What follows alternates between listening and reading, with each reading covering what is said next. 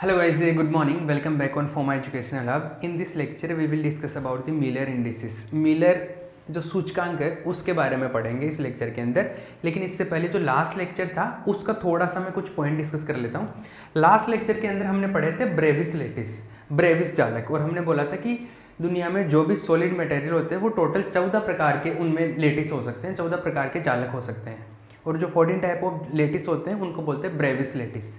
जो 14 प्रकार के जालक उनको बोलते हैं ब्रेविस जालक। ठीक है, अब ये जो ब्रेविस जालक होते हैं ये 14 प्रकार के थे। इनको हमने टोटल 7 कैटेगरी में डिवाइड कर दिया था, जिनको बोल रहे थे क्रिस्टल संरचनाएं, क्रिस्टल स्ट्रक्चर्स।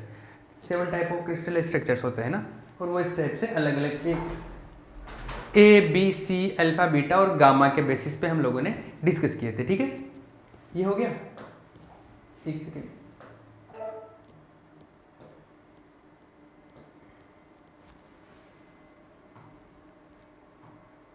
इनके बेसिस पे हमने डिस्कस किया था। इसमें क्या कई बार क्या छोटा क्वेश्चन इस तरीके से भी पूछ लेता है।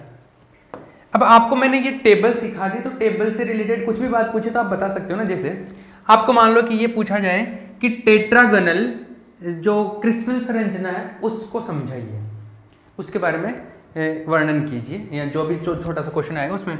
तो टेट्रागोनल जो है उसको बोलते हैं हिंदी में द्विसमलंबाक्स। तो द्विसमलंबाक्स पर टिप्पणी कीजिए, ऐसे आगे मान लो, है ना। तो क्या क्या लिखना है इसके बारे में? इसके बारे में एक तो ये लिखना है, ये वाली कि इसमें जो दो भुजाएं बराबर होती है एक अलग होती है, a equals to B not equal to C. एक लाइन तो इसकी लिख देना, मतलब पहले लैंग्वेज में लिख लेना, 2 edges are equal, third will not be equal. दो भुजाएं बराबर होती है, तीसरी नहीं होती है समान, तो a equal to B not equal to C. एक लाइन तो ये होगी। दूसरी, कोणों के बारे में लिख देना, एंगल्स के बारे में। तीनों कोण बराबर होते हैं, 90 डिग्री के होते हैं। तीनों कोण समान व समकोण होते हैं, ठीक है, तीनों 90 डिग्री के होंगे, इक्वल होंगे। तो third alpha equal to beta equal to gamma and 90 degree. 2 point हो गए। तीसरा पॉइंट लिख देना कि इसमें जो क्या बोलते हैं, जो जालक होते हैं वो लेटिस होते हैं, वो 2 टाइप के होते हैं। एक तो सिंपल क्यूबिक का, एक बीसीसी टाइप वाला। एक तो सरल घनीय है, एक बीसीसी का। तो एक सरल घनीय, एक बीसीसी का, तो 2 जालक हो जाएंगे। इस तरीके से 3 पॉइंट हो गए। आ गया ये टेट्रागोनल, फिनिश। तो इस तरीके से इनमें से कोई भी पूछ सकता है। तो आपको अगर टेबल क्लियर है ना, तो आप इनमें से कोई छोटा क्वेश्चन अगर बनता है तो वो आप क्लिक कर सकते हैं। क्लियर, ऐसा हो जाएगा इसका। अब देखो आगे चलते हैं। अभी हम लोग जो इसमें टॉपिक स्टार्ट करने वाले हैं वो है मिलर इंडिसेस। तो मिलर इंडिसेस, मिलर सूचकांक के बारे में बात करते हैं। Our topic is Miller indices. Miller सूचकांक क्या है? मिलर सूचकांक, मिलर सूचकांक, मिलर इंडिसेस।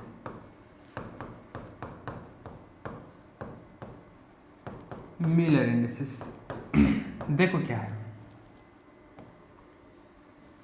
पहली चीज तो ये क्या बताता है? मिलर सूचकांक मतलब सूचना देने वाले अंक है, एक तरीके से इंफॉर्मेशन देने वाले कुछ डिजिट्स है, कुछ पैरामीटर्स है। क्या है मिलर सूचकांक? जैसे आपका एक सॉलिड मटेरियल है ना, सॉलिड मटेरियल के अंदर कोई भी क्रिस्टल स्ट्रक्चर होगा उसका, तो कोई भी स्ट्रक्चर है उसके अंदर प्लेन बनेंगे, तल होंगे ना कुछ तल होंगे। जैसे एग्जांपल ऐसा है कि मान लो ये सॉलिड मटेरियल है, ये सॉलिड स्ट्रक्चर है। इस सॉलिड के अंदर ये सॉलिड है, जैसे क्यूबिकल टाइप का है, घनीय आकार का है।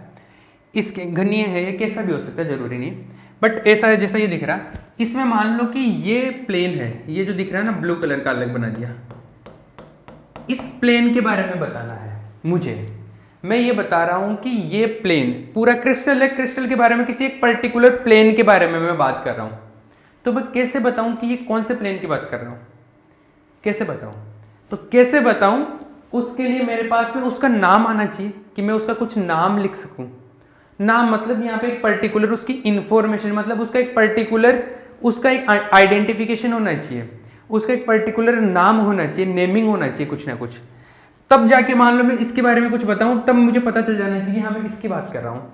मान लो कि मैं क्रिस्टल में इसकी बात कर रहा हूँ, इस तल की बात कर रहा हूँ। ये जो प्लेन है, ये जो ब्लू कलर का दिख रहा होगा आपको, ये मैं अगर इसकी बात करूं तो इसके लिए भी एक पर्टिकुलर नाम होना चाहिए।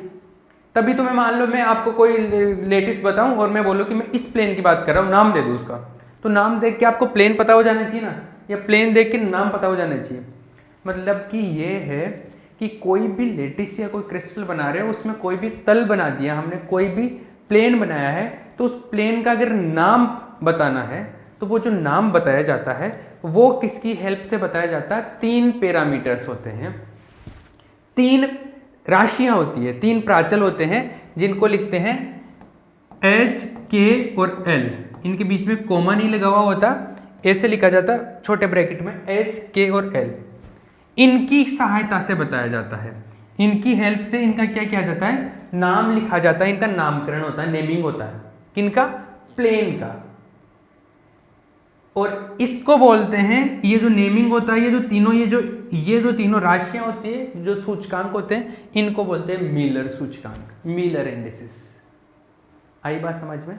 मतलब क्या, कोई भी क्रिस्टल है या कोई सॉलिड मटेरियल है, उसमें किसी तल के जो सूचना देने वाले या उसका जो अभिविन्यास है, मतलब वो किस जगह पर कहाँ पर सेट है, उसका जो कॉन्फ़िगरेशन है, उसको बताने वाले जो राशियां हैं, जो पैरामीटर्स है, उनको हम लोग क्या बोलते हैं? उनको बोलते हैं मिलर इंडिसेस, मिलर सूचकांक। ठीक है। जनरली ये 3 राशियां होती है एच के, एक जगह पर अलग भी पढ़ेंगे लेकिन वो आपके सिलेबस में नहीं है। आपके हिसाब से तो ये 3 पैरामीटर ही होते हैं जिनकी हेल्प से हम लोग क्या करते हैं? नाम बताते हैं, नामकरण करते हैं या उसकी सूचना बताते हैं, कॉन्फ़िगरेशन की, वो किस तरीके से वो जो तल है वो कैसे सेट है।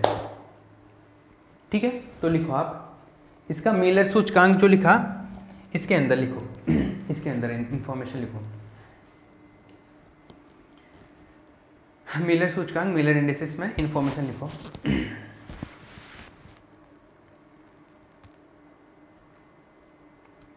किसी क्रिस्टल संरचना में, किसी क्रिस्टल संरचना में, किसी क्रिस्टल संरचना में, किसी क्रिस्टल संरचना में एक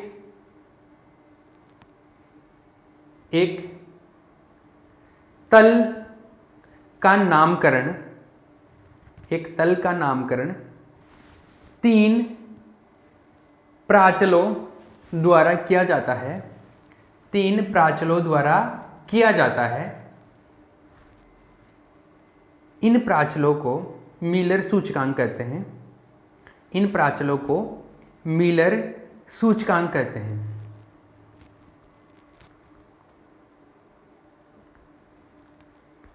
इंग्लिश में लिखो, the naming of a plane in a crystal structure, the naming of a plane in a crystal structure, the naming of a plane in a crystal structure, the naming of a plane in a crystal structure is given by the help of, is given by the help of 3, is given by the help of 3 parameters, 3 parameters. These parameters are known as Miller indices. These parameters are known as Miller indices. ठीक है, paragraph change करके लिखना, Miller सूचकांक, Miller सूचकांक, Miller सूचकांक crystal में, Miller सूचकांक crystal में उस तल के अभिविन्यास को प्रदर्शित करते हैं, उस तल के क्रिस्टल, मिलर सूचकांक क्रिस्टल में उस तल के अभिविन्यास को प्रदर्शित करते हैं, अभिविन्यास को प्रदर्शित करते हैं। इंग्लिश में लिख लो इसी लाइन को, पैराग्राफ चेंज करके लिखना, the Miller indices, the Miller indices give the information about the, give the information about the configuration, about the configuration of plane, about the configuration of plane. About the configuration of plane. ठीक है, clear. चलो ये हो गया Miller सूचकांक, Miller indexes के बारे में इंफॉर्मेशन हो गई, सिंपल इंफॉर्मेशन हो गई। अब देखो इसके बारे में कुछ चीज़ें लिख लेता हूँ मैं, कुछ और बातें बता देता हूँ, इसके मतलब इंपॉर्टेंट पॉइंट्स की बात करते हैं। इसका एक पर्टिकुलर मेथड होता है, लिखे कैसे। जैसे मान लो कि ये प्लेन है, ये प्लेन है, इसका जो नाम होता है, मतलब इसका जो नेमिंग होता है, इसका जो मिलर इंडिसेस है वो होता है 100 100, इसका जो है वो 110 है। तो ये कैसे लिखा जाता है ना, इसके बारे में पढ़े। तो इसके बारे में लिखो, एक लाइन लिखो जो आपने जो लिखा ना, उसके बाद में लिखो method to find out Miller indices. Method to find out Miller indices. Method to find out Miller indices. Method to find out Miller indices. Miller सूचकांक प्राप्त करने की विधि। मिलर सूचकांक प्राप्त करने की विधि। ठीक है, तो विधि लिखवाऊंगा, इससे पहले इसमें थोड़ी कुछ इंपॉर्टेंट पॉइंट्स भी लिखवा देता हूं मैं ना। लिखो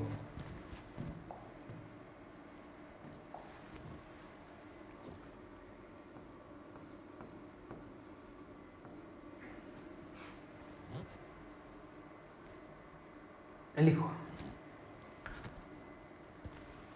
मिलर सूचकांक। मिलर सूचकांक छोटे कोष्ठक में, छोटे कोष्ठक में बिना कोमा के लिखा जाता है। कोमा को अर्धपूर्णांक बोलते हैं ना, कोमा भी लिख देना, बिना कोमा ऐसे भी लिख सकते हो आप, बिना कोमा के लिखा जाता है, बिना कोमा के लिखा जाता है।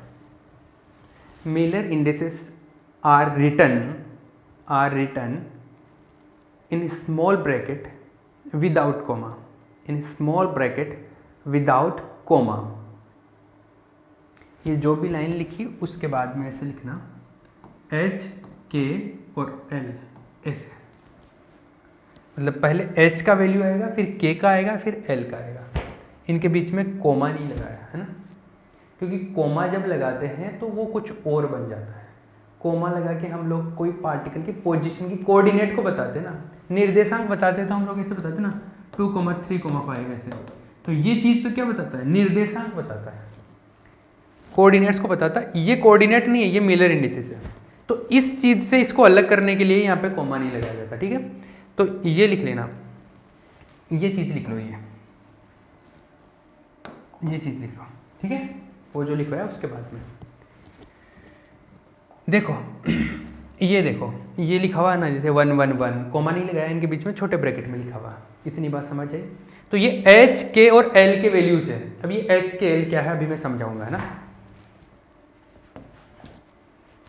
एक पॉइंट क्लियर हो गया, आगे बढ़े। चलो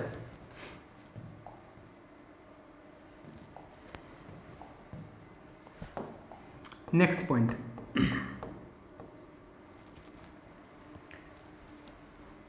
जालक में जालक नियतांक, जालक में जालक नियतांक A, B एवं C, A, B एवं C लिए जाते हैं। जालक नियतांक A, B एवं C लिए जाते हैं। Lattice constants in crystal, lattice constant in crystal are take, lattice constants in crystal are taken as A, B and C, A, B and C, A, B and C। ठीक है, A, B and C। Clear. चलो आगे बात करते हैं। इतनी बात clear हो गई, 2 पॉइंट क्लियर। थर्ड, अब देखो किस तरीके से लिखा जाता है। जैसे मान लो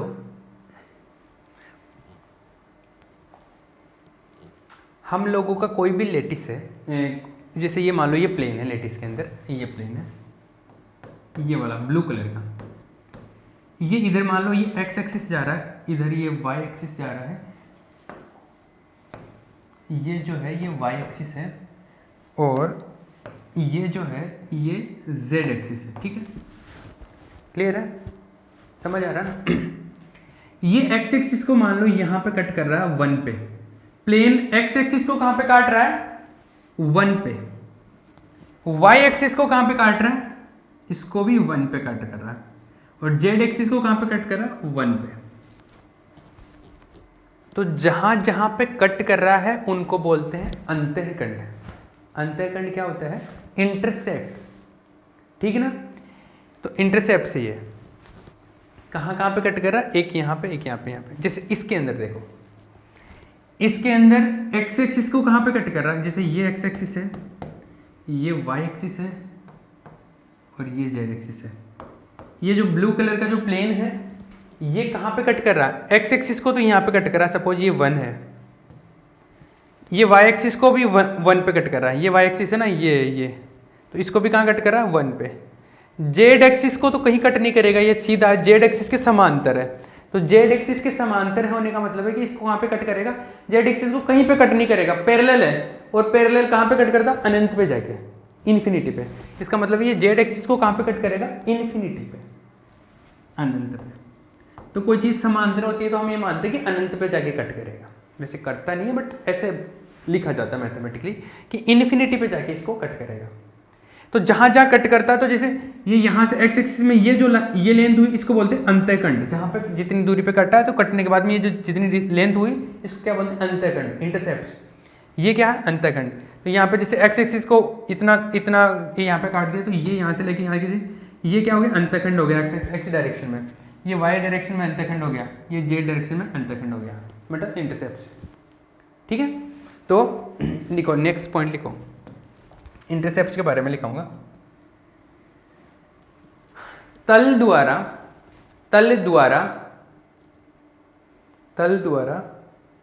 अक्षों पर काटे गए अंतःखंड, अक्षों पर काटे गए अंतःखंड निम्न प्रकार लिखे जाते हैं,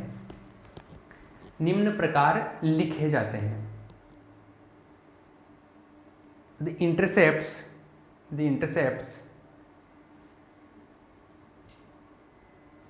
on the axis by plane are written as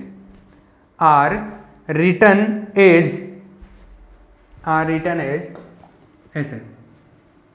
मान लो कि कट कर रहे हैं ना, कहाँ पे कट कर रहा, ऐसा है, जैसे ये यहाँ से एक्स एक्सिस को यहाँ पे कट कर रहा है, तो इसको हम लोग बोल देते हैं एल एक्स।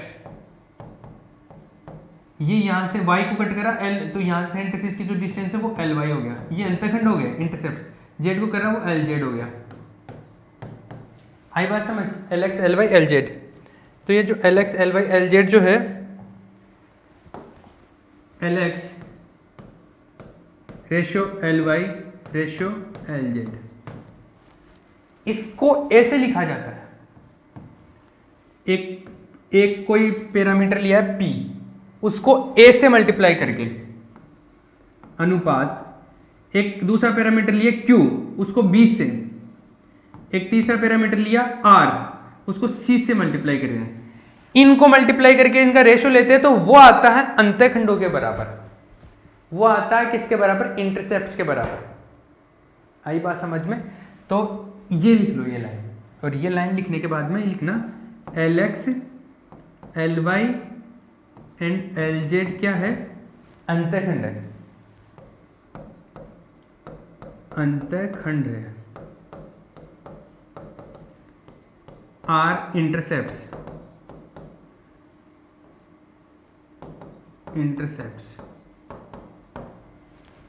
ठीक है, are intercepts, L X L Y L Z क्या है, इंटरसेप्ट्स है। ठीक है, ए बी सी मैंने बता दिया था। अभी पी क्यू आर के बारे में बताया नहीं, पी क्यू आर क्या, पी क्यू आर तीन कोई राशियां हैं, 3 पैरामीटर, अभी ये समझ लो दिमाग में, है ना, ये क्लियर है। चलो, तो मान लो आपको ऐसे बोला जाएगा कि कोई प्लेन है वो LX, LY, LZ पे कट कर रहा है, तो उसके हमारे पास में क्या बताओ, उसके मिलर इंडिसेस बताओ। ठीक है, तो अब देखो, अब हमारे को ये जो है ना, ये चीज मिल गई। अब इसमें जो P, Q और R है ना, इनसे काम होगा अपना। जो नेक्स्ट जो पॉइंट है इसके बारे में बता रहा हूं मैं। तो LX, LY, LZ गिवन है अपने को, इसका मतलब है कि आपको PA, PQB और RC गिवन है। आपको ये बोला जाए ना कि एक प्लेन है वो XYZ को यहाँ पे कट कर रहा है, इसका मतलब आपको LX, LY, LZ दिया हुआ होगा। और LX, LY, LZ दिया हुआ है, इसका मतलब आपको PA, QB, RC दिया हुआ होगा, क्योंकि ये अनुपात इस अनुपात के बराबर है। एकदम क्लियर? चलो ये है। ठीक है, इतनी बात समझ है। इसके बाद में हमारे को PQR लेना है ना, तो PQR जो है, अब इसका क्या करना है, PQR का हम लोग रेसिप्रोकल लेंगे। रेसिप्रोकल का मतलब होता है रेसिप्रोकल का मतलब हिंदी में होता है रेसिप्रोकल प्रतिलोम। देखो नेक्स्ट स्टेप लिख रहा हूं, नेक्स्ट स्टेप में लिखना, नेक्स्ट स्टेप लिखो। PQR के प्रतिलोम मान लेने पर, PQR के प्रतिलोम मान लेने पर, taking the reciprocal of PQR, taking the reciprocal of PQR, taking the reciprocal of PQR। अपना टारगेट क्या है, मुझे निकालना है मिलर इंडिसेस, मिलर सूचकांक। अभी मैं PQR के बारे में बात कर रहा हूं, तो यहां से अपने को PQR का आइडिया मिल गया। अब जो PQR है उनका क्या लिया मैंने, रेसिप्रोकल लिया, प्रतिलोम लिया। प्रतिलोम का मतलब हो गया, मैंने लिया 1/P, 1/Q, 1/R, ऐसे ले लिया। ठीक है, ये तीनों मिल गए। अब क्या करेंगे, नेक्स्ट पॉइंट, अब इनका क्या करेंगे, जो भी आएगा इसका हम लोग लेंगे 1/P, 1/Q और 1/R को क्या करेंगे, इसको इंटीजर बनाएंगे। इंटीजर मतलब पूर्णांक। इसको पूर्णांक बनाने का मतलब ऐसा है कि जैसे मान लो ऐसा आ गया 1/2 अनुपात 1/3 अनुपात 1, इसको पूर्णांक बनाना है। पूर्णांक का मतलब हो गया कि इंटीजर बनाना। इसको इंटीजर कैसे बनाएंगे, इनके LCM से मल्टीप्लाई करके। इसका LCM ले लो, LCM क्या होगा, इसका 6 हो गया, तो 6 से मल्टीप्लाई कर दो, इसको भी 6 से मल्टीप्लाई कर दो, इसको भी 6 से मल्टीप्लाई कर दो, 6 से मल्टीप्लाई कर 3, ये 2 और ये 1, ये आ गया। तो 1/Q, 1/P, 1/Q, 1/R को क्या करेंगे हम लोग, पूर्णांक बनाएंगे। कैसे, LCM से मल्टीप्लाई करके। PQR का जो LCM होगा उससे मल्टीप्लाई करके हम लोग क्या करेंगे, इसको पूर्णांक बनाएंगे। तो नेक्स्ट पॉइंट लिखो। अभी मैं एक एग्जाम्पल करवाऊंगा ना, तब और अच्छे से समझ में आएगा। अभी तो जैसे जैसे मैं बोल रहा हूं बस लिखते जाओ। नेक्स्ट पॉइंट लिखो, 1/P, 1/Q, 1/R को 1/P, 1/Q, 1/R को P, Q, R के LCM से गुणा करके, P, Q, R के LCM से गुणा करके, LCM से गुणा करके पूर्णांक बनाते हैं। पूर्णांक बनाते हैं, पूर्णांक बनाते हैं। ठीक है, पूर्णांक बनाते हैं। इंग्लिश में लिखो,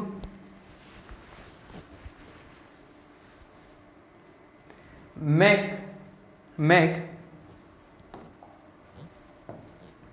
integers to the values 1/P, 1/Q, 1/R. Make integers to the values 1/P, 1/Q, 1/R by multiplying with the LCM of, by multiplying with the LCM of P, Q, R by multiplying with the LCM of P, Q, R। मतलब P, Q, R के LCM से multiply करके इसको क्या करना है, पूर्णांक बनाना है। ठीक है, और जो पूर्णांक बनेगा उसके बाद में जो भी आएगा वो अपने पास में क्या आ जाएगा, वो H, K और L मिल जाएगा। तो इसके बाद में लिख लो, इसी के अंदर लिख लो। इसके पश्चात, इस प्रक्रिया के पश्चात प्राप्त मान मीलर सूचकांक को प्रदर्शित करेंगे। इस प्रक्रिया के पश्चात प्राप्त मान मीलर सूचकांक को प्रदर्शित करेंगे। After this procedures, the resultant values will represent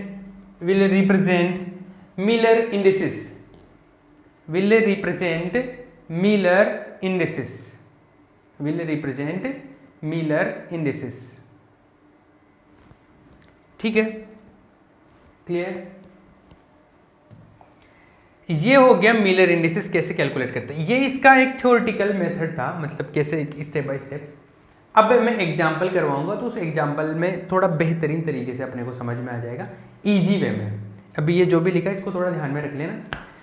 अब देखो मैं एग्जाम्पल करवाता हूँ 2-3 ताकि आपको अच्छे से दिमाग में सेट हो जाए ना। ये एग्जाम्पल हम लोग शायद टाइम हो गया तो हम लोग नेक्स्ट लेक्चर के अंदर ही कंप्लीट कर पाएंगे। चलो नेक्स्ट लेक्चर के अंदर ही एग्जाम्पल से नेक्स्ट लेक्चर के अंदर करें या इसमें कर ले एक।